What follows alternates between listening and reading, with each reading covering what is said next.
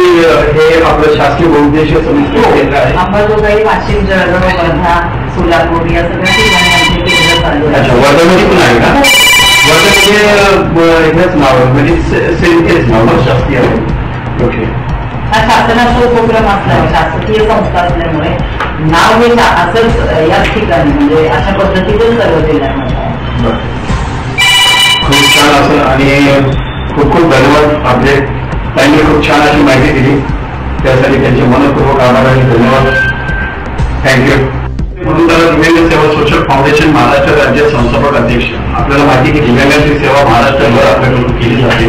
आज शासकीय बहुउद्देशीय समिश्र अपंग केंद्र यांच्यामध्ये दिव्यांग केंद्र यांच्या कार्यालय येरवड्यामध्ये आलेले आणि रोहिणी मोरे आज ज्या अधीक्षक आहेत त्या भेटण्यावर. ताई नमस्कार. नमस्ते सर. सांगा जरा आपल्या कार्यालयाची माहिती.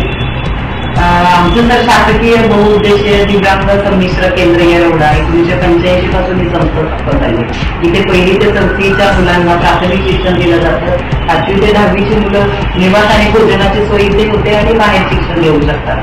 अशी ही संस्था आमची इथे सर्व सोयी सुविधा मुलांना पुरवल्या जातात. शैक्षणिक म्हणा, निवासाच्या, भोजनाच्या सर्व सोयी सुविधा पुरवून आम्ही आमच्या मुलांना.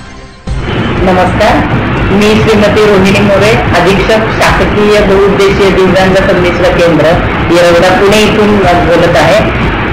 खरं तर आमची संस्था दिव्यांग कल्याण आयुक्तालय अंतर्गत शासन निर्णय 6 सप्टेंबर 1985 साली हा उपक्रम चालू झालेला आहे आणि आमची ही संस्था 1985 पासून इथे कार्यरत आहे.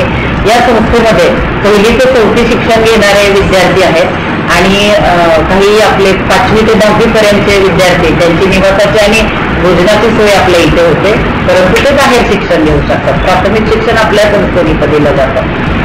नितीन शिंदे यांनी आमचं खरं तर त्यांचं अभिनंदन. त्यांच्यामुळे आमच्या संस्थेची माहिती इतरांपर्यंत पोहोचणार आहे. त्यांचंही पुन्हा एकदा खूप खूप अभिनंदन. Thank you madam.